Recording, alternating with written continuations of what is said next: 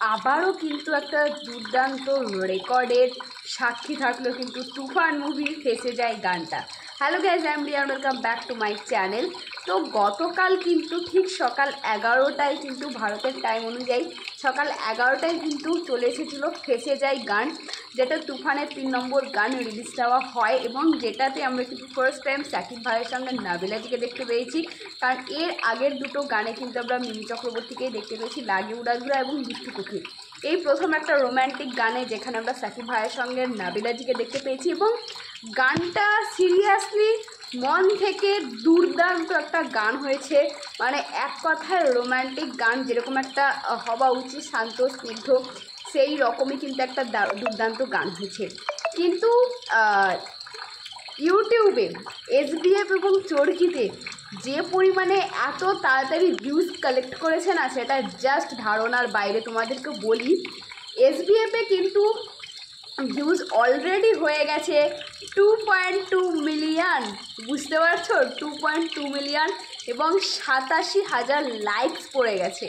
অপরদিকে চরকি চ্যানেলে কিন্তু 461,000 কিন্তু ভিউজ পড়ে গেছে এবং 1.9K কিন্তু পড়ে গেছে লাইক। এবং এইটা একটা দারুণ ব্যাপার। কেন বলছি, কেন রেকর্ড বলছি তোমাদেরকে বলি, কারণ বাংলাদেশে অলরেডি অনেকগুলো দিন হয়ে গেছে কিন্তু তুফান রিলিজ দিয়েছে। তারা কিন্তু যারা যারা তুফান দেখে নিয়েছে, আমার তো মনে হয় মানে 80% মানুষ তুফান দেখে নিয়েছে।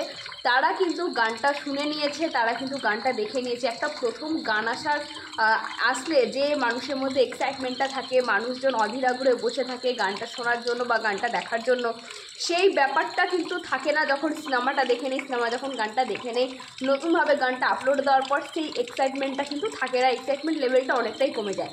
কিন্তু সেই হিসাবে যখন গানটা মানে 80% মানুষ কিন্তু বাংলাদেশের মানুষ দেখে নিয়েছে, সিনেমাটায় গানটা দেখে নিয়েছে, কোন সিচুয়েশানে গানটা A to Z দেখে নিয়েছে, তারপরেও যখন গানটা আপলোড দেওয়া হয়, তারপরেও মাত্র এইটুকু সময় এত মিলিয়ন, যদি আমরা টোটালটা ধরি তাহলে কত হচ্ছে ভাবো তোমরা ভিউজটা। মানে মিলিয়ন ভিউজ কিন্তু কালেক্ট করে নিয়েছে এতটা কম সময়, তাও বাংলাদেশে রিলিজের এতদিন পর গান আপলোড দেওয়ার পর। তাহলে বুঝতে পারছো কী পরিমাণ হচ্ছে ক্রেজ চলছে সাকিব ভাইয়ার সঙ্গে তুফানের।